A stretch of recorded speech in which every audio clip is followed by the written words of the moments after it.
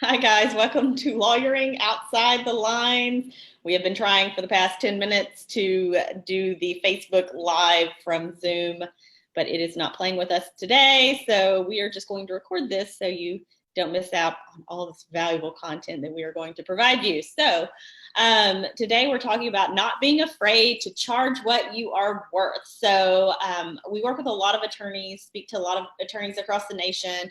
And one thing that is kind of common is people struggle with their pricing, especially, solos or if you're a new firm. And that's kind of been the common theme that we found. Women specifically undercharge. It's crazy because every time we talk to, a female attorney, I feel like that comes up that, they feel like it's too much. If we say you should, do this, well, yeah, but I already have this. And so they're not taking things into account that they've already done or their experience or not valuing themselves. And part of that comes from kind of an imposter syndrome, thinking that they're not necessarily worth that, and feeling not good enough to charge that, whether they're, newer or newer to that practice area, or just for the fact that they feel like, it's too much. So that is something we have seen a lot. So we are here to say change your money mindset in our own heads, what we think and feel, change all of that. So your inner thoughts actually create your whole belief system, which eventually turns into your reality. So you do have some control over that. And when it comes to your money beliefs, it's really important to understand specifically what you're bringing to the table when you're connecting with a potential client in the area of money. So whatever you believe you know about someone else and their money story, you don't know. So you're writing a narrative for them too. So anyways, we think and we believe we understand what this person does or does not have, can or cannot pay. And we create those thoughts and judgments and beliefs that can actually block clients from hiring us. So recognizing to set the full value and worth of you and your services.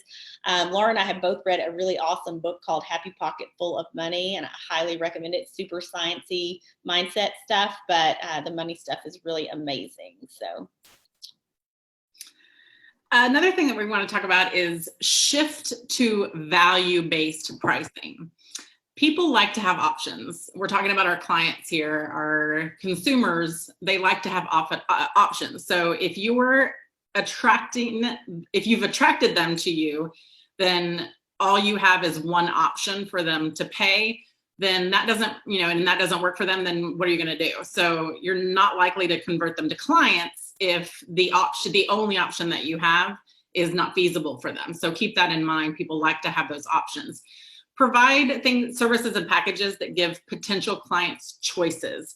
Things like flat fees. There's a lot of transparency in flat fees because, part of the reason that people complain about lawyers being expensive is because they get bills and they don't know how to budget for things because they're just going to get invoices for time worked and that kind of thing. So flat fees allows for transparency, which makes our clients happy. Another option is payment plans, something that Brooke and I do with our law firm, and it is extremely successful because we do auto drafts with our payment plans. So we have never had an outstanding balance on a client bill. So somebody might not be able to come up with $2,000 right off the bat, but they can certainly pay $750 every month or something like that. Another option is alternative services, something like a la carte or unbundled practice of law. You can do that like Brooke and I do, which is 100% of what we do. We're an unbundled, limited scope law firm. But you can also do it as a hybrid. So let's say that you're a family law attorney and you have clients that are going to need full representation. That's great. But you're also going to have clients who, don't necessarily need, all the bells and whistles because they and their spouse agree on everything. One of the things you can offer is that alternative service, that alternative fee option, which is the a la carte or unbundled option, so that they're not paying for all the bells and whistles that somebody else might need. And you can actually convert them into clients because, maybe they can afford a $2,000 divorce, but they wouldn't be able to afford a $10,000 plus divorce. Subscription pricing is also a big one. We do this with our business law clients. And it's hugely successful with people who want to, have kind of an attorney in their back pocket for their, people think of, I've got that attorney on retainer. think about that attorney on retainer as a subscription fee that they pay every month, and they can come to you with questions, however you decide to structure it. Those are just some options for different ways that you can provide those services and packages and convert more clients that can't necessarily do the typical retainer agreement. This is going to help clients focus on the value that you offer rather than just the amount of time that you spent, which is traditional with hourly billing. Your rates can then reflect this value. So for example, we have an X dollar for a divorce with children, and we can very clearly communicate what they're getting with that. People are going to pay for transparency, communication, and convenience, even if your competition charges more. We often actually get the feedback that a full representation attorney might charge $750 for something that we charge $1,500 for. And it's their choice if they want to hire them or not. But with us, they know that there aren't going to be any hidden fees or later invoices or things of that nature. So your clients love the idea of that transparency. And when you work in an environment of client portals and things like that, your communication, your convenience is at that higher level so that you have client retention, client referrals, all of that. And what can you do with all this? So look at what others in your industry are charging. So you want to look around and see what other people are doing. That's totally okay. You can't be all things to all people. So your target clients are going to pay your fee, like Laura was talking about. So don't just assume that you have to reduce your fee to hit that target, or that you have to do things the way somebody else is doing them. Your target clients, your people, will be your people, and they will pay your fee. Also, increase your fee incrementally over time, which is going to also help you satisfy your emotional blocks for the fees that you charge. So don't be afraid to test things out, because you can always pivot. So, we probably changed at least 3 times that I can think of our fees, and people think, oh my gosh, you put your fees on your website, you can't change it. Well, people don't go to our website and memorize our fees. They just don't. That's nothing that happens. So, test it. If you cannot sell a divorce to save your life, then maybe you're charging too much, and maybe you want to adjust that based on whatever. But, play with it and don't be afraid to do it. And if you don't want to go from one price to drastically higher price, then incrementally work your way there. Also, understand the market and identify gaps. One thing that we offer is scary lawyer letters. That's not really something that people advertise. Usually you have to go and get an attorney to work on whatever you're working on, or litigating to write those letters. Sometimes people just need a nudge. Laura wrote a really awesome scary lawyer letter last week. So, sometimes people just need that nudge, and, that's not a high fee item for us, but it is something that, generates revenue. So think of things like that. Also determine who your client is and what influences their buying decisions. When the virtual law firm started out originally as Arkansas Virtual Lawyer, we sat down and picked like 3 client personas. So that way all of our content and the way we designed our practice was to cater to those individuals. And so, I gave them names. I'm like, this is Sally, and she has 4 kids, and she don't go to the supermarket. And, anyways, she really likes reality TV. So I do all these things about this imaginary lady that I made up, but that's what you need to do. You need to figure it out from the client side. So just don't make that assumption. And also you can ask people, you can test it out with people. I have a group of people that I work with in a mastermind, and many times I've said, I'm about to charge this, feedback please. And that way I could see if people were going to be like, whoa, that's way too much, or, oh yeah, that's great, or that's not enough. So, just determine that, figure out what influences their buying decisions, and speak directly to them when you are structuring your fees and your services.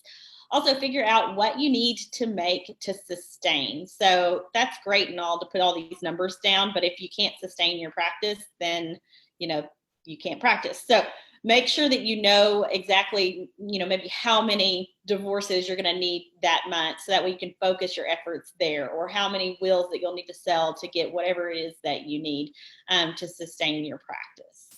So don't undersell yourself. Exactly. I personally really enjoy the scary attorney letters. So it's a way for me to kind of get that aggression out without actually having to deal with opposing counsel sometimes. So that's pretty awesome.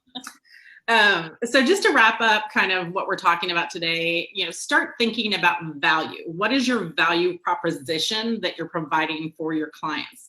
We talk about value prop in a lot of different business environments, maybe in our own law firm business structure, but you have to think about it in a way of, what value proposition am I providing to my potential clients so that they want to hire me, so that they want to tell others that they should hire me, all of that fun stuff. Reflect on the tough stuff. What do you think you're worth? Do you believe in your service or product? What makes you better and unique?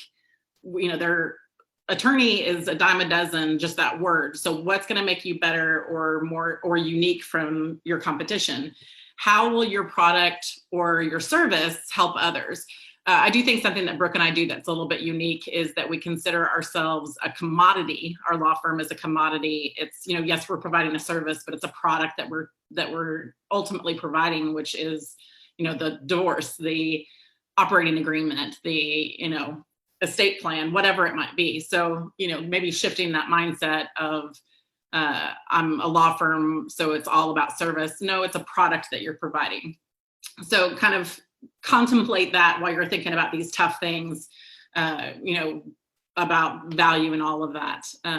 Evaluate your money beliefs. This is a big one that Brooke has started working on and that I jumped on the bandwagon last year and really started working on myself.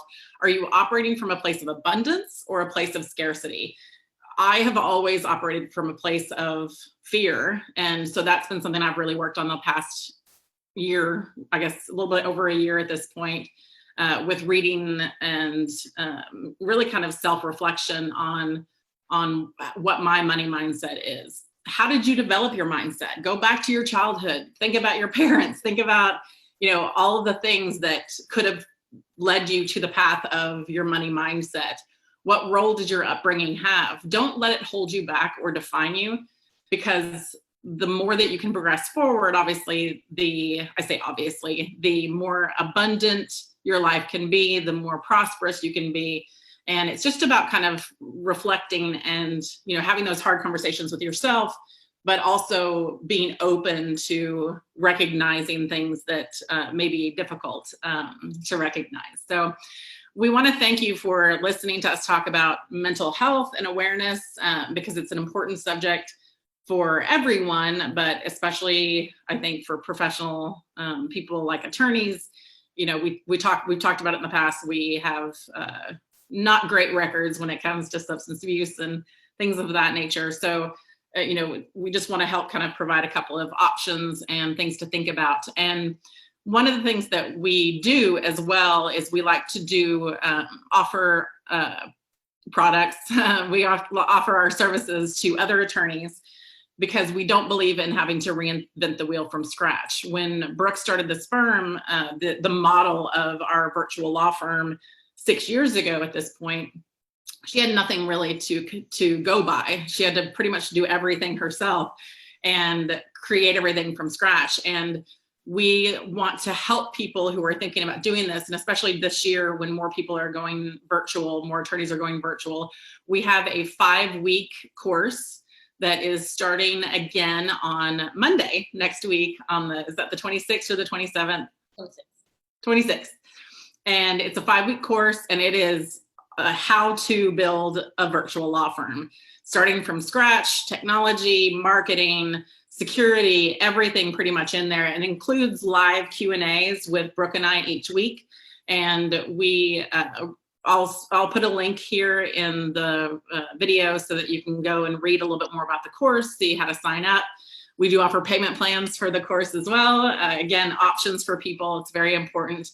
So, please reach out if you have questions, but thank you so much for joining us today. And even though we're kind of recorded and we had a little bit of a Zoom connection issue, we appreciate your time and we wish you luck and abundance. And we will see you here next week at, I didn't write it down, at 1 p.m. Eastern, 12 Central, 11 Mountain, and 10 Pacific. So have a great rest of your week. Thanks so much for listening.